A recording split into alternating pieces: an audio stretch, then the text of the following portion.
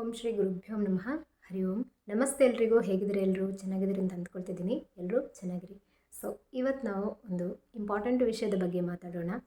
So ನಾವು ಎಲ್ಲಿ ಯಾರನ್ನು ಹೇಗೆ ಗೌರವಿಸಬೇಕು, ಹಾಗೆ ಯಾವ ರೀತಿ ಇನ್ನೊಬ್ಬರು ಬೆಳೆದಾಗ ಯಾವ ರೀತಿ ನಾವು ನಮ್ಮ ಮನಸ್ಥಿತಿಯನ್ನು ಇಟ್ಕೋಬೇಕು, ಅವರ ಎದುರಿಗೆ ವ್ಯಕ್ತಪಡಿಸುವ ಭಾವನೆ ಹೇಗಿರಬೇಕು, ಹಾಗೆ ನಾವು ನಮ್ಮ ಮನಸ್ಸಿನ ಒಳಗೆ ಯಾವ ರೀತಿಯ ಭಾವನೆಯನ್ನು ವ್ಯಕ್ತಪಡಿಸಬೇಕು ಅಥವಾ ಅಂದ್ಕೋಬೇಕು, ನಾವು ಯಾವ ರೀತಿ ಅದನ್ನು ಅಪ್ರಿಷಿಯೇಟ್ ಮಾಡಬೇಕಾ, ಏನಿದು ಯಾವ ರೀತಿ ಮಾಡಿದರೆ ಒಳ್ಳೆಯದು, ನಮ್ಮ ಉನ್ನತಿ ಯಾವ ರೀತಿ ಆಗುತ್ತೆ ಅನ್ನೋದನ್ನು ನಾವು ನೋಡೋಣ.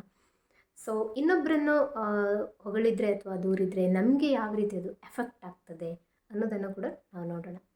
ಓಕೆ, ಒಂದು ಪುರಾಣದ ಕಥೆಯನ್ನು ನೋಡಿದರೆ ಇವಾಗ ಪಾಂಡವರನ್ನು ಕೌರವರು ಏನು ಮಾಡಿರ್ತಾರೆ, ಒಂದು ಸರಿ ಎಲ್ಲರನ್ನ ಸುಟ್ಟಾಕಬೇಕು ಅಂತ, ಕುಂತಿಯನ್ನು ಸೇರಿಸಿ ಎಲ್ಲರನ್ನ ಸುಟ್ಟಾಕಬೇಕು ಅಂತ ಪ್ಲ್ಯಾನ್ ಮಾಡಿರ್ತಾರೆ.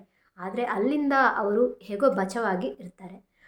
ಅವರು ಬಚಾವಾಗಿರೋದು ಕೌರವರಿಗೆ ಗೊತ್ತಿರೋದಿಲ್ಲ.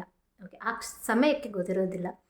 ಆಗ ಸ್ವಯಂವರದಲ್ಲಿ ದ್ರೌಪದಿಯ ಒಂದು ಸ್ವಯಂವರವನ್ನು ಏರ್ಪಡಿಸುತ್ತಾರೆ ದ್ರುಪದ ಮಹಾರಾಜ. ಸೊ ಆ ಸಮಯದಲ್ಲಿ ಬ್ರಾಹ್ಮಣನ ವೇಷಧಾರಿಯಾಗಿ ಇವರೆಲ್ಲ ಬಂದಿರ್ತಾರೆ. ನಿಮಗೆಲ್ಲರಿಗೂ ಗೊತ್ತಿರಬಹುದು, ಮಹಾಭಾರತದ ಕಥೆ ಇದು. ಸೊ ಅಲ್ಲಿ ಎಲ್ಲರೂ ಕರ್ಣನ ಸಹಿತ ಕೂಡ ಎಲ್ಲರೂ ಒಂದು ಆ ಸ್ವಯಂವರಕ್ಕೆ ಬಂದಿರ್ತಾರೆ. ಕೌರವರು ಕೂಡ ಬಂದಿರ್ತಾರೆ. ಎಲ್ಲರಿಗೆ ಆಹ್ವಾನ ಇರುತ್ತೆ, ಎಲ್ಲ ರಾಜರುಗಳಿಗೆ ಆಹ್ವಾನ ಇರುತ್ತೆ. ಸೊ ಇಂಥ ಸಂದರ್ಭದಲ್ಲಿ ಒಂದು ಮೀನಿನ ಚಲಿಸ್ತಾ ಇರುವ ಮೀನಿನ ಕಣ್ಣಿಗೆ ಒಂದು ಬಾಣವನ್ನು ಬಿಟ್ಟು ತನ್ನ ಒಂದು ಚಾಣಾಕ್ಷತನಾಗಲಿ ತನ್ನ ಶೌರ್ಯ ಪ್ರದರ್ಶನವನ್ನಾಗಲಿ ಮಾಡಬೇಕಾಗಿರುತ್ತೆ. ಅವರಿಗೆ ಮಾತ್ರ ತನ್ನ ಕನ್ಯೆಯನ್ನು ಕೊಡುವುದು ಅಂತ, ಧಾರೆ ಎರೆಯುವುದು ಅಂತ ದ್ರುಪದ ಮಹಾರಾಜನ ಷರತ್ತಾಗಿರುತ್ತೆ. ಸೊ ಈ ಒಂದು ಸ್ವಯಂವರದ ರೀತಿಯಾಗಿರುತ್ತದು. ಸೊ ಆಗ ಎಲ್ಲರೂ ಸೋತೋಗ್ತಾರೆ, ಆಗೋದಿಲ್ಲ. ಆಗ ಒಬ್ಬ ಪ್ರಯತ್ನವನ್ನು ಪಡ್ತಾರೆ, ಅದು ಅರ್ಜುನ. ಸೊ ಅರ್ಜುನ ಬ್ರಾಹ್ಮಣನಾಗಿ, ಅಂದರೆ ಎಲ್ಲರಿಗೆ ಅವರವರ ಒಂದು ರಾಜರಿಗೆ ಅವರಿಗೆ ಇವರಿಗೆ ಎಲ್ಲರಿಗೆ ಒಂದು ಸರದಿ ಬರುತ್ತಲ್ಲ. ಸೊ ಅದಾದಮೇಲೆ ಬ್ರಾಹ್ಮಣರಿಗೆ ಅವಕಾಶಗಳನ್ನು ಕೊಡಲಾಗುತ್ತೆ. ಆಗ ಅರ್ಜುನ ಬ್ರಾಹ್ಮಣನ ವೇಷಧಾರಿಯಾಗಿದ್ದರಿಂದ ಆಗ ಅವನು ಆ ಒಂದು ಸ್ವಯಂವರದ ಪರೀಕ್ಷೆಗೆ ಓಡ್ತಾನೆ. ಸೊ ಆಗ ಚಲಿಸ್ತಾ ಇರುವ ಮೀನಿನ ಕಣ್ಣಿಗೆ ಬಾಣವನ್ನು ನೇರವಾಗಿ ಹೂಡಿ ತನ್ನ ಶೌರ್ಯ ಪ್ರದರ್ಶನ ಅಲ್ಲಿ ಆಗುತ್ತೆ. ಇದು ಇಂಥ ಒಂದು ಶಕ್ತಿ ಅನಾವರಣ ಆಗಲಿಕ್ಕೆ, ಇಂಥ ಒಂದು ಶೌರ್ಯ ಅದು ಅರ್ಜುನನ ಹತ್ರ ಮಾತ್ರ ಇರೋದು, ಬೇರೆ ಯಾರ ಹತ್ರನೂ ಇಲ್ಲ ಅನ್ನುವಂತಹ ಸತ್ಯ ಅದು ಕೌರವರಿಗೆ ಗೊತ್ತು. ಸೊ ಆ ಗೊತ್ತಾದಂತಹ ಸಂದರ್ಭದಲ್ಲಿ ದುರ್ಯೋಧನಿಗೆ ತುಂಬ ಕೋಪ ಬರುತ್ತೆ. ಇವರನ್ನು ಸುಟ್ಟಾಕಿದ್ರು ಕೂಡ ಇವರು ಸತ್ತಿಲ್ಲಲ್ಲ, ಇನ್ನೂ ಬದುಕಿದ್ದಾನ ಅರ್ಜುನ ಅನ್ನುವಂತಹ ಒಂದು ಆಶ್ಚರ್ಯ ಮತ್ತು ಈರ್ಷೆ ಎಲ್ಲವೂ, ಕೋಪ, ದ್ವೇಷ ಕೂಡ ಎಲ್ಲವೂ ಸ್ಟಾರ್ಟ್ ಆಗುತ್ತೆ. ಅಂಥ ಸಂದರ್ಭದಲ್ಲಿ ಉರಿದು ಬೀಳಬೇಕಾದ್ರೆ ಕರ್ಣ ಒಂದು ಮಾತು ಹೇಳ್ತಾರೆ. ಯಾರ ಒಂದು ಶಕ್ತಿ ಪ್ರದರ್ಶನ ಆಗಿ ಅಲ್ಲಿ ಯಾರಿಂದಲೂ ಆಗದೇ ಇರುವಂತಹ ಶಕ್ತಿಯನ್ನು ಅರ್ಜುನ ಪ್ರದರ್ಶನ ಮಾಡಿದ್ದಾನೆ, ಅವನು ಗೆದ್ದಿದ್ದಾನೆ. ಸೊ ಇಂಥ ಸಂದರ್ಭದಲ್ಲಿ, ಗೆದ್ದಂತಹ ಸಂದರ್ಭದಲ್ಲಿ ಅದನ್ನು ಅನುಭವಿಸಬೇಕು. ಆ ಒಂದು ಗೆಲುವನ್ನು ನಾವು ಕೂಡ ಅನುಭವಿಸಬೇಕು. ಅದಕ್ಕೆ ದ್ವೇಷವನ್ನಾಗಲಿ ಅಸೂಯೆಯನ್ನಾಗಲಿ ಅಥವಾ ಕೋಪವನ್ನಾಗಲಿ ವ್ಯಕ್ತಪಡಿಸಬಾರ್ದು ಅನ್ನುವಂತಹ ಮಾತನ್ನು ಕರ್ಣ ಹೇಳ್ತಾನೆ. ಸೊ ಎಷ್ಟು ಇಂಪಾರ್ಟೆಂಟ್ ಅಲ್ವಾ? ಸೊ ನಾವು ಒಬ್ಬರು ಗೆದ್ದಾಗ, ಒಬ್ಬರು ಉನ್ನತ ಸ್ಥಾನಕ್ಕೆ ಏರಿದಾಗ, ಯಾವುದೇ ಪ್ರೊಫೆಷನ್ ಇರಬಹುದು ಅಥವಾ ಮಕ್ಕಳಲ್ಲೇ ಆಗಲಿ, ಅಣ್ಣ ತಮ್ಮಂದಿರ ಮಕ್ಕಳಲ್ಲಾಗಲಿ, ಕಸಿನ್ಸ್ ಬ್ರದರ್ಸ್ ಯಾರೇ ಆಗಲಿ, ಸೊ ಒಬ್ಬರು ಬೆಳೀತಾ ಇದ್ದಾರೆ ಅನ್ನೋವಾಗ, ಒಬ್ಬರ ಏಳಿಗೆ ಬರ್ತಾ ಇದೆ, ಒಬ್ಬರು ಇಂಪ್ರೂವ್ಮೆಂಟ್ ಆಗ್ತಾ ಇದ್ದಾರೆ, ಬಾಹ್ಯವಾಗಿರಬಹುದು, ಆಂತರಿಕವಾಗಿರ್ಬೋದು, ಅಥವಾ ಅವರ ಒಂದು ಬಿಸ್ನೆಸ್ ಆಗಿರಬಹುದು, ಅಥವಾ ಎಜುಕೇಷನಲ್ಲೇ ಆಗಿರ್ಬೋದು, ಪ್ರತಿಯೊಂದು ವಿಷಯದಲ್ಲೂ. ಸೊ ಅವರು ಇಂಪ್ರೂವ್ಮೆಂಟ್ ಆಗ್ತಾ ಇದ್ದಾರೆ ಅನ್ನೋವಾಗ ಅದನ್ನು ನೋಡಿ ಅಥವಾ ಅದನ್ನು ಕೇಳಿ ಆ ಒಂದು ಖುಷಿಯನ್ನು ಪಡಬೇಕು, ಸಂಭ್ರಮ. ಅವರೆಷ್ಟು ಸಂಭ್ರಮ ಪಡ್ತಾರೋ ನಾವು ಅಷ್ಟೇ, ನೀವೆಲ್ಲರೂ ಕೂಡ ಅಷ್ಟೇ ಸಂಭ್ರಮವನ್ನು ಪಡಬೇಕಾಗತ್ತೆ. ಸೊ ಯಾವಾಗ ಅದನ್ನು ಪಡೋದಿಲ್ಲ, ಮನಸ್ಸಿನ ಒಳಗೆ ಹುಳಿಹಿಂಟಾಗ ಆಗುತ್ತೋ ಅಥವಾ ಒಂದು ಒಂದು ರೀತಿಯ ತಳಮಳ ಆಗುತ್ತೋ, ಅವರು ಚೆನ್ನಾಗಿ ಆದರು, ನಾವು ಇಲ್ಲೇ ಇದ್ದೀವಿ, ಅಥವಾ ಅವರು ಇಂಪ್ರೂವ್ಮೆಂಟ್ ಆಗ್ತಾ ಇದ್ದಾರೆ, ನಾವು ಇಲ್ಲೇ ಇದ್ದೀವಿ ಅನ್ನುವಂತಹ ಸೈಡಿಗೆ ಮನಸ್ಸು ಹೋದರೆ ನೀವು ನಿಮ್ಮ ಅವನತಿಗೆ ನೀವೇ ಕಾರಣ ಆಗ್ತಿದ್ದೀರಿ ಅನ್ನುವಂಥ ಅರ್ಥ. ಇನ್ನೊಂದು ಏನಂತ ಹೇಳಿದರೆ, ಯಾವಾಗ ಅವರ ಸಂಭ್ರಮವನ್ನು ನಿಮ್ಮ ಕಣ್ಣಲ್ಲೂ ಕಾಣ್ತೀರಿ, ಅವರ ಸಂತೋಷವನ್ನು ನೀವು ಅನುಭವಿಸ್ತೀರಿ, ಅವರ ಏಳಿಗೆಯನ್ನು ನಾವು ಇದೇ ರೀತಿಯಾಗಿ ಸಾಧನೆಯನ್ನು ಮಾಡಬೇಕು, ನಾವು ಇದೇ ರೀತಿಯಾಗಿ ಒಂದು ಹಂತ ಮೇಲೆ ಹೋಗಬೇಕು, ಸ್ಟೆಪ್ ಬೈ ಸ್ಟೆಪ್ ಮೇಲೆ ಹೋಗಬೇಕು ಅನ್ನುವಂತಹ ಚಾಲೆಂಜನ್ನು ಅಥವಾ ಒಂದು ಮೋಟಿವೇಶನನ್ನು ನೀವು ಪಡ್ಕೊಳ್ತೀರೋ, ಆಗ ಆ ಒಂದು ಡಿಸಿಷನ್ ತುಂಬ ಒಳ್ಳೆಯದಾಗಿರುತ್ತೆ. ಸೊ ಇಲ್ಲಿ 2 ಡಿಸಿಷನ್. ಓಕೆ, ಒಂದು ನೀವು ಅದರಿಂದ ದುಃಖವನ್ನು ಪಡೋದು, ಇನ್ನೊಂದು ಅದರಿಂದ ನೀವು ಪ್ರೇರಣೆಗೊಂಡು ನೀವು ಅಥವಾ ನಿಮ್ಮವರು ಅಥವಾ ನಿಮ್ಮ ಸಂಸಾರ ಅಥವಾ ನಿಮ್ಮ ಒಂದು ಸರೌಂಡಿಂಗ್ ಇಂಪ್ರೂವ್ಮೆಂಟ್ ಆಗುವಂಥದ್ದು. ಆ ಇಂಪ್ರೂವ್ಮೆಂಟಿಗೆ ನೀವು ಅದು ಒಂದು ಕಾರಣ ಆಗಿ ಅದನ್ನು ನೀವು ಅಳವಡಿಸಿಕೊಳ್ಳೋದು ಕೂಡ ತುಂಬ ಇಂಪಾರ್ಟೆಂಟ್.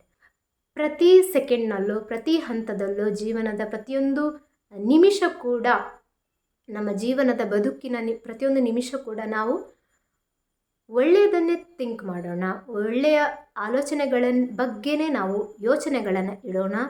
ನಮ್ಮ ಯೋಚನೆಗಳ ಮೇಲೆ ನಿಗಾ ಇರಲಿ. ಯಾವುದು ಸರಿ, ಯಾವುದು ತಪ್ಪು, ಯಾವುದು ಯೋಚನೆ ಮಾಡಿದರೆ ಏನಾಗುತ್ತೆ, ಯಾವುದು ಯೋಚನೆ ಮಾಡದಿದ್ದರೆ ಏನಾಗುತ್ತೆ, ಯಾವುದು ಯೋಚನೆ ಮಾಡಿದರೆ ಏನಾಗುತ್ತೆ ಅನ್ನುವಂತಹ ತಿಳುವಳಿಕೆ ಬೇಕು. ಸಾಮಾನ್ಯ ಪ್ರಜ್ಞೆ ಅನ್ನೋದು ಬೇಕು, ವಿವೇಕ ಅನ್ನೋದು ಬೇಕು. ಇದಕ್ಕೆ ಡಾಕ್ಟ್ರೇಟ್ ಅಥವಾ ಮಾಸ್ಟರ್ ಡಿಗ್ರಿ ಇಂಥದ್ದು ಏನೂ ಬೇಕಾಗಿಲ್ಲ. ಸಾಮಾನ್ಯ ಜ್ಞಾನವನ್ನು ಪಡ್ಕೋಬೇಕಾಗತ್ತೆ. ಪ್ರತಿಯೊಬ್ಬ ಮನುಷ್ಯ ಕೂಡ ತನ್ನ ಉನ್ನತಿಯನ್ನು ಅವನೇ ಕಾಣ್ಬೋದು, ಅವನತಿಯನ್ನು ಅವನೇ ಕಾಣ್ಬೋದು. ಆಲೋಚನೆ, ಸಣ್ಣ ಒಂದು ಆಲೋಚನೆ, ಡಿಫ್ರೆನ್ಸ್ ಬಿಟ್ವೀನ್ 2 ಥಾಟ್ಸ್, ಕೌರವ ಏನು ಅಂದ್ಕೋತಾನೆ, ಪಾಂಡವರಿಗೆ ಸಂಬಂಧಪಟ್ಟಂತಹ ಕರ್ಣ ಏನು ಅಂದ್ಕೋತಾನೆ ಅನ್ನುವಂತಹ ಶಿಫ್ಟ್ ಡೈಮೆನ್ಷನ್ ಅಂತ ಹೇಳ್ತೀವಲ್ಲ, ಇದರಲ್ಲಿ ನಾವು ಕೂಡ ನೀವು ಎಲ್ಲಿದ್ದೀರಿ ಅನ್ನುವಂಥದ್ದು ನಿಮ್ಮ ಯೋಚನೆಗೆ ಬಂದೇ ಬರುತ್ತೆ. ಯಾಕಂತ ಹೇಳಿದರೆ, ಒಂದು ಸಾರಿ ಇನ್ನೊಂದು ಕತೆ ಹೇಳ್ತೀನಿ. ಒಂದು ಸಾರಿ ಕನಕದಾಸರಿದ್ದಾರಲ್ಲ, ಸೊ ಅವರಿಗೆ ಗುರುಗಳು ಎಲ್ಲರಿಗೂ 10 ಮಂದಿಗೂ ಹಣ್ಣುಗಳನ್ನು ಕೊಟ್ಟಿರ್ತಾರೆ. ಇದನ್ನು ಯಾರೂ ಇಲ್ಲದ ಸ್ಥಳದಲ್ಲಿ ಹೋಗಿ ತಿಂದು ಬನ್ನಿ ಅಂತ. ಎಲ್ಲರೂ ತಿಂತಾರೆ, 9 ಮಂದಿ ಕೂಡ ತಿಂತಾರೆ, ಆದರೆ ಒಬ್ಬ ತಿನ್ನೋದಿಲ್ಲ. ಅದು ಕನಕದಾಸರು.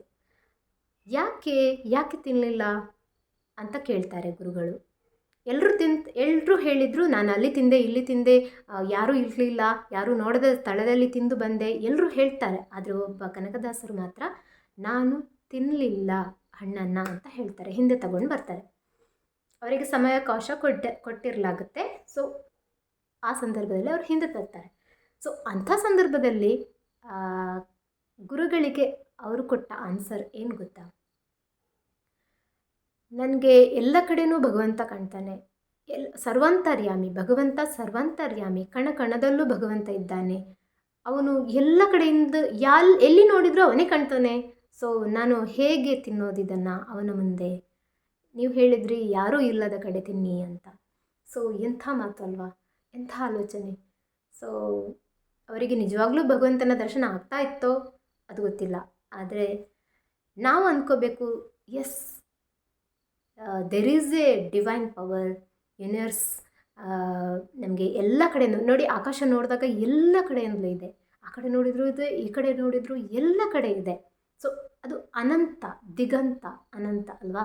ಸೊ ಹಾಗಾಗಿ ನಾವು ಒಂದು ಕದ್ದು ಮುಚ್ಚಿ ಏನೋ ಮಾಡ್ತೀವೋ, ಅಥವಾ ಯಾರಿಗೋ ಸುಳ್ಳು ಹೇಳ್ತೀವೋ, ಅಥವಾ ಯಾವುದೋ ಒಂದು ರೀತಿಯಿಂದ ನಾವು ಇನ್ನೊಬ್ಬರ ಕಣ್ಣು ತಪ್ಪಿಸಿ ಏನಾದರೂ ಸಾಧನೆ ಮಾಡೋಕ್ಕೆ, ಅಥವಾ ಆ ಒಂದು ಕ್ಷಣಿಕ ಸುಖಕ್ಕಾಗಿ, ಅಥವಾ ನಮ್ಮ ಏಳಿಗೆಗಾಗಿ ದುಡ್ಡು ಮಾಡೋ ಒಂದು ಕ್ಷಣನೋ ಯಾವುದೋ ಒಂದು ರೀತಿಯಿಂದ ಕದ್ದು ಮುಚ್ಚಿಕೊಂಡು ಏನಾದರೂ ಮಾಡಿದರೂ ಕೂಡ ಅವನಿದ್ದಾನಲ್ಲ. ಸೊ ಅವನು ಸರ್ವಾಂತರ್ಯಾಮಿ, ಎಲ್ಲ ಕಡೆಯಿಂದಲೂ ಅವನ ದೃಷ್ಟಿ ಇದೆ, ಎಲ್ಲ ಕಡೆಯಿಂದಲೂ ಅವನು ನೋಡ್ತಾ ಇರ್ತಾನೆ. ಸೊ ಯಾರ ಕಣ್ಣು ಮುಚ್ಚಿದರೆ ಏನು ಫಲ, ಅವನೊಬ್ಬ ನೋಡೇ ನೋಡ್ತಾನೆ. ಅದು ನಿಮ್ಮ ಆತ್ಮಸಾಕ್ಷಿಗೆ ಗೊತ್ತೇ ಇದ್ದಿರ್ತದೆ. ಆತ್ಮಸಾಕ್ಷಿಯೇ ದೇವರು ಅಂತ ಹೇಳಿದಾಗ ಆತ್ಮಕ್ಕೆ ಗೊತ್ತೇ ಆಗ್ತಲ್ಲ.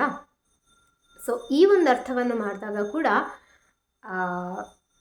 ಭಗವಂತನನ್ನು ಕಣ್ಣು ತಪ್ಪಿಸ್ಕೊಂಡು ಯಾವ ರೀತಿಯಿಂದಲೂ ಯಾಮರಿಸೋಕ್ಕಾಗಲ್ಲ ಯಾರನ್ನು ಕೂಡ. ಹಾಗೆ ಎಲ್ಲ ಸಮಯಗಳಲ್ಲೂ ಭಗವಂತ ಎಚ್ಚರವಾಗಿದ್ದೇ ಇರ್ತಾನೆ. ಬರೀ ಗೋಧೂಳಿ ಸಮಯದಲ್ಲಿ ಅಶ್ವಿನಿ ದೇವತೆಗಳು ಅಂತ ಅಲ್ಲ, ಪ್ರತಿಯೊಂದು ಸಮಯದಲ್ಲೂ ಕೂಡ ನೀವು ಇಲ್ಲ ಅನ್ನೋ ಮಾತನ್ನು ಆಡಬೇಡಿ. ಹಾಗೆಯೇ ಯಾವುದೇ ಕೊರತೆಯನ್ನು ನೀವು ಅಂದ್ಕೋಬೇಡಿ, ಅದಿಲ್ಲ ಇದಿಲ್ಲ ಅನ್ನೋದನ್ನು. ಇದೆ ದೇವರು ಕೊಟ್ಟಿದ್ದಾನೆ, ಇವಾಗ ಚೆನ್ನಾಗಿಲ್ವಾ, ಮುಂದೆ ಚೆನ್ನಾಗಾಗುತ್ತೆ, ಎಲ್ಲವೂ ಚೆನ್ನಾಗಾಗುತ್ತೆ, ಎಲ್ಲವೂ ಸುಸೂತ್ರವಾಗಿ ಆಗುತ್ತೆ. ಯಾವ ಸಮಯದಲ್ಲಿ ಏನೇನು ಆಗಬೇಕೋ ಅದೆಲ್ಲವನ್ನು ಭಗವಂತ ಕೊಟ್ಟೇ ಕೊಡ್ತಾನೆ ಅನ್ನುವಂತಹ ನಂಬಿಕೆಯನ್ನು ಇಟ್ಟಾಗ ಆ ಒಂದು ಸ್ಟೇಟ್ ಆಫ್ ಮೈಂಡಿಗೆ ಬರೋದು ತುಂಬ ಕಷ್ಟ ರೀ, ತುಂಬ ಕಷ್ಟ. ಆ ಒಂದು ಸ್ಟೇಟ್ ಆಫ್ ಮೈಂಡಿಗೆ ಬರೋ ಸಮಯ ಕೂಡ ಅದು ಭಗವಂತನ ನಿಯಮ. ಅವನು ಕೊಟ್ಟಾಗ ಎಲ್ಲವೂ ಕೊಡ್ತಾನೆ, ಕೈ ತುಂಬ ಕೊಡ್ತಾನೆ, ಮನಸ್ಸು ತುಂಬ ಕೊಡ್ತಾನೆ, ಬೊಗಸೆ ತುಂಬ ಕೊಡ್ತಾರೆ ಅಂತಾರಲ್ಲ. ಸೊ ಈ ರೀತಿ ಕೊಟ್ಟಾಗ ನಾವು ತಗೊಳ್ಳೋಕ್ಕೆ ರೆಡಿ ಇರಬೇಕು ಯಾವುದನ್ನಾಗಲಿ. ಸೊ ಹೀಗೆ ನಾವು ಯಾವ ರೀತಿ ಇದ್ದೀವಿ, ಹಾಗೆ ನಮ್ಮ ಆಲೋಚನೆಗಳು ಯಾವ ರೀತಿ ಇದೆ, ಇನ್ನೊಬ್ಬರ ಬಗ್ಗೆ ಒಪಿನಿಯನ್ ಜಡ್ಜ್ಮೆಂಟ್ ಮಾಡೋ ಅವಶ್ಯಕತೆ ಇಲ್ಲ. ಯಾರನ್ನು ಜಡ್ಜ್ಮೆಂಟ್ ಮಾಡೋ ಹಂತಕ್ಕೆ ಯಾರೂ ಹೋಗೋದಿಲ್ಲ. ದೇವರು ಜಡ್ಜ್ಮೆಂಟನ್ನು ಕೊಟ್ಟೇ ಕೊಡ್ತಾನೆ. ಸೊ ದೇವರೊಬ್ಬ ಇದ್ದಾನೆ, ಎಲ್ಲರಿಗೆ ಏನೇನು ಬೇಕೋ ಸಮಯಕ್ಕೆ ಸರಿಯಾಗಿ ಕಾಲಕ್ಕೆ ತಕ್ಕಂತೆ ಯಾವ ರೀತಿ ಕೊಡಬೇಕು, ಎಷ್ಟು ಕೊಡಬೇಕು, ಏನು ಕೊಡಬೇಕು ಎಲ್ಲವನ್ನು ಕೊಟ್ಟೇ ಕೊಡ್ತಾನೆ. ನೀವು ನಿಮ್ಮ ಧರ್ಮದ ಹಾದಿಯನ್ನು ಬಿಡಬೇಡಿ. ಓಕೆ, ಯಾರನ್ನು ಯಾಮರಿಸಲಿಕ್ಕೆ ಹೋಗಬೇಡಿ. ಯಾವ ರೀತಿ ಒಂದು ನಿಮ್ಮ ಥಿಂಕಿಂಗ್ ಇರುತ್ತಲ್ಲ ಅದನ್ನು ಸರಿಯಾದ ರೀತಿಯಲ್ಲಿ ಇಡಿ. ಇನ್ನೊಬ್ಬರಿಗೆ ಒಳ್ಳೆಯದನ್ನೇ ಬಯಸಿ. ಯಾರಾದರೂ ಡೆವಲಪ್ಮೆಂಟ್ ಆಗ್ತಿದ್ದಾರಾ, ಇಂಪ್ರೂವ್ಮೆಂಟ್ ಆಗ್ತಿದ್ದಾರಾ, ನೀವು ಅಲ್ಲೇ ಇದ್ದೀರಾ, ಪರವಾಗಿಲ್ಲ. ನೀವು ಅವರ ಹಂತಕ್ಕೆ ಏರಲಿಕ್ಕೆ ಎಲ್ಲ ಪ್ರಯತ್ನಗಳನ್ನು ಪ್ರಾಮಾಣಿಕವಾಗಿ ನಿಷ್ಠೆಯಿಂದ ಪ್ರೀತಿಯಿಂದ ಮಾಡಿ. ಆಗ ನೀವು ಕೂಡ ಅದೇ ಹಂತವನ್ನು ಅಥವಾ ಅದಕ್ಕಿಂತ ಎತ್ತರದ ಸ್ಥಾನವನ್ನು ಕೂಡ ತಲುಪ್ಬೋದು, ಯಾರಿಗೆ ಗೊತ್ತು ಅಲ್ವಾ. ಸೊ ನಿಮ್ಮ ಡೆಸ್ಟಿನಿ ಎಲ್ಲಿರುತ್ತೋ ದೇವರಲ್ಲಿ ಕರ್ಕೊಂಡು ಹೋಗ್ತಾನೆ. ನೀವು ಹೋಗೋಕ್ಕೆ ರೆಡಿ ಇರಬೇಕು ಅಷ್ಟೇ ಅಂತ ಹೇಳ್ತಾ ಇವತ್ತಿನ ಎಪಿಸೋಡನ್ನು ಇಲ್ಲಿಗೆ ಮುಗಿಸ್ತಾ ಇದ್ದೀನಿ. ಎಲ್ರಿಗೂ ಒಳ್ಳೆಯದಾಗಲಿ. ಸರ್ವೇ ಜನ ಸುಖಿನೋ ಭವಂತು. ಸಮಸ್ತ ಸನ್ಮಂಗಳಾನಿ ಭವಂತು. ರಾಧೆ ರಾಧೆ.